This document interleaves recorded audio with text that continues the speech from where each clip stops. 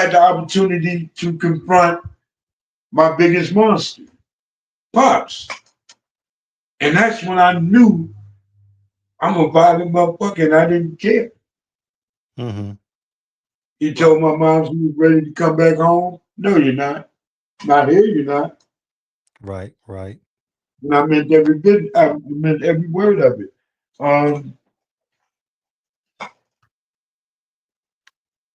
Understood. the biggest brother I had, Mm-hmm. I don't know more. He passed away. It's me not being the one, keeping it 100. Um,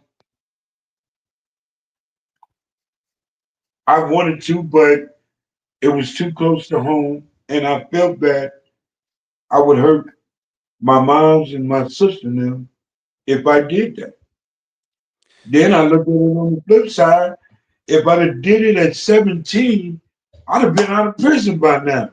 So I came home and a old ass man or whatever, but I I got my money's worth.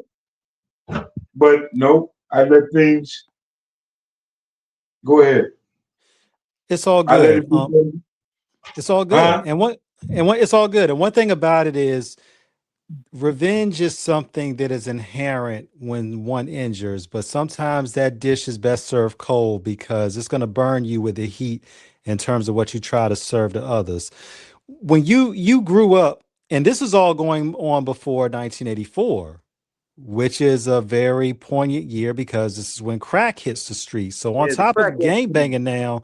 on top of gang banging now, this is when crack hits the streets and the drug trade is in full swing in South Central. Compton everywhere. Freeway Rick, shout out to him. We've interviewed him a couple times on the show. Much love.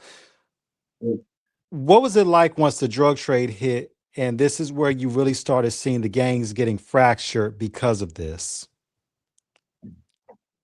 When it hit my hood, Mm-hmm. 83, we all turned against each other. Mm-hmm. Cocaine destroyed what we had, the respect we had for each other. It Mm-hmm. killed the game. Um, One of my best friends, Master Ron, he lived with me, and when I got that sack, I went out and started doing me, and I left him out instead of me and my nigga making this money. I chose to do me, Right. and I Right. fucked up like a real brother, homie slash we do anything together. I fucked that off because of the cocaine. So we Mm-hmm. start seeing some of the homeboys' mamas, hanging out, looking fucked up, then turned into something different. And then it didn't matter no more. So that's when all the extra bullshit came out. You gotta watch your back. You gotta watch who you hang with. You gotta all those things came and it never went back to being right after cocaine. Never went back to being right. And that's just not in my neighborhood, but you've seen it all over. The guys that made more money didn't fuck with the people that they really should have fucked with. A lot of guys lost their lives by the homies, wanting what they had. So Mm-hmm. it's like the cocaine like killed us all. And not just And saying being a gang member, but black men in general. Killed us all. it created that whole cutthroat mentality. Now it was already there, but you also had periods of where there was a sense of unity. You had it with your gangs and you had it with the Black Empowerment movement. But when crack came in, it had just eliminated all that, and it created this selfish cutthroat mentality that you even see now. It fractured the black community in more ways than one. You know, back then in the early 80s, all the homies could come to my house and my mama, she'll feed everybody. Now Mm. you're seeing some of the homies' mamas on the street. Now you're seeing some of the homies you hang with having sex with some of the homeboys' mama, which we would never disrespect like that. But when cocaine came, it was easy for her to go and give herself to a young cat because of the drugs. And homies was getting dealt with, people in general. It didn't matter who was getting dealt with, getting down like that. So it opened my eyes and some of the other guys to see that this is what cocaine is doing to us and hurting your homeboys because they over overstepped their boundaries.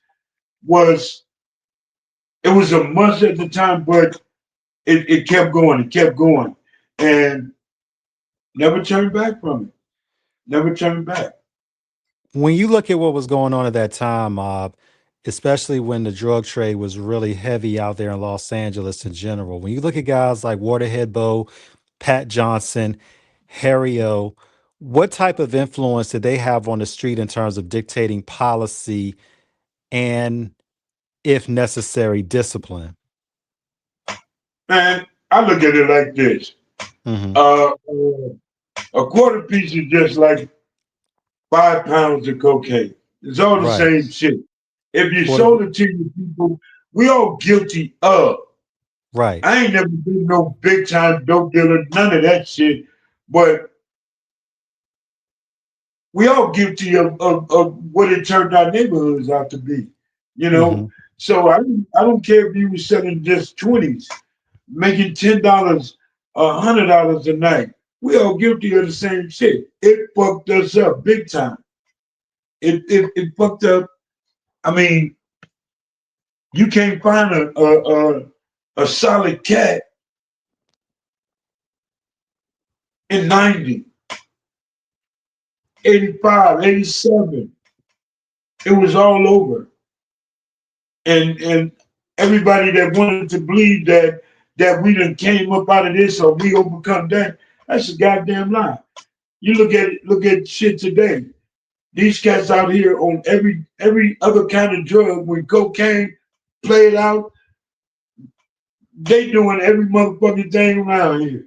So it's a nonstop situation that we have in what everybody call they in the neighborhood, in their community. So man, you can't come back from that. One thing about it, though, even with all the drugs and the hustling and the tussling what was going on, there was also something happening in Compton as well, and it was the hip What's hop. It was the music, you know what I'm saying? And then not only just in Compton, but also Los Angeles, all over, Mixed Master Spade. Yeah, man. I mean, Ice-T, NWA. I mean, you know, it was the music scene in Compton and LA was beginning to blossom. It wasn't the powerhouse that it is now, but it was a burgeoning nascent movement that was beginning to get traction. Tell us about what you experienced in terms of watching a lot of the local homies who had musical dreams and endeavors and what it was like around the area with homies hustling to get it, getting it out there. Me living the life I live. I really didn't listen to DJ Quick was selling tapes in the early Mhm. '80s. I Okay. would listen to Kid, I would listen to Second and None. I didn't listen Mhm. to anything outside of that. You couldn't play rap music in my car